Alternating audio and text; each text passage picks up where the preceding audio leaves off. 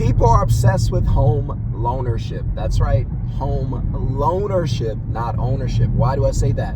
Because if you live in a house and you pay a mortgage on it, it's a loan. You pay someone else. By the way, you never, ever, under any circumstance, as far as I know, outright own the home and don't have to pay any money monthly for it. Even if you've paid off the mortgage, there's still property taxes, because people are like, it's better to buy than to rent. Well, I got news for you. You're going to rent it either way. You're either going to rent it month by month for 30 years. They call it a mortgage, but it's rent from the loan owner. Or you're going to rent it from the state in the form of property taxes. So no matter what you do, you're always going to rent, right? And I know, because I know you guys are obsessed with home ownership and loanership, right? So, and there's nothing wrong with owning a house. I've owned a house, about to own another, so there's nothing wrong with it. But if you guys want to see the market crash, then one thing has to happen, because you've seen interest rates go down. You've seen supplies kind of bounce around.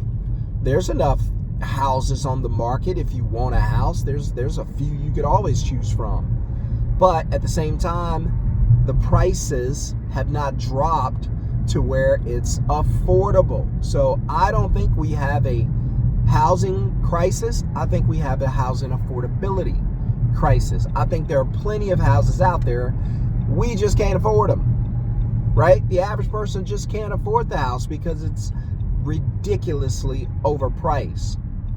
So imagine going out to buy a 3-bedroom, 2-bath, 2,000 square foot home that's $550,000, $600,000. That's nuts, right?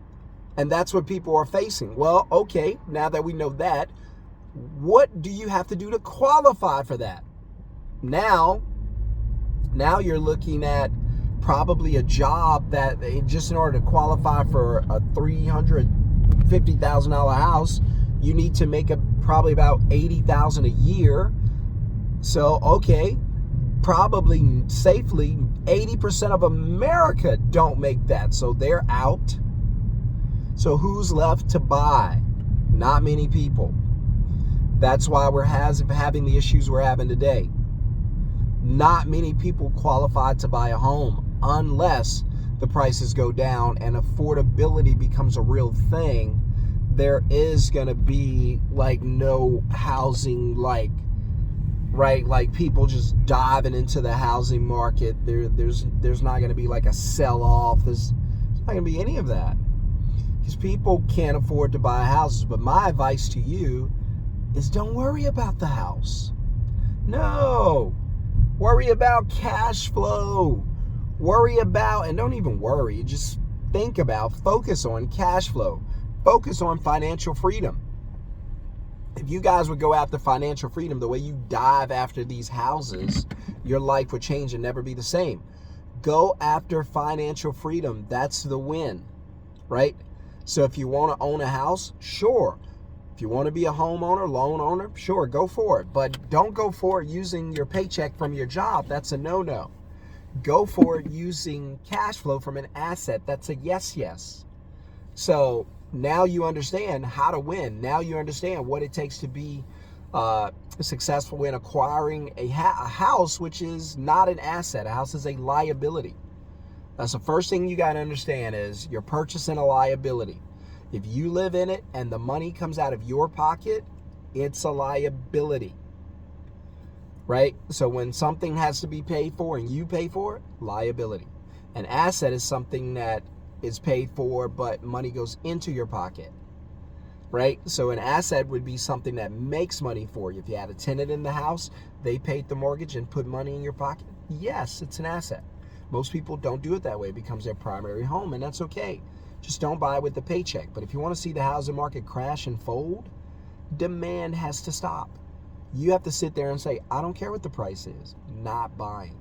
I don't care how your pool looks, not buying. Cool, you got a fireplace, I ain't buying. So until people start refusing to buy, then you're not going to see the prices go down to something that's affordable.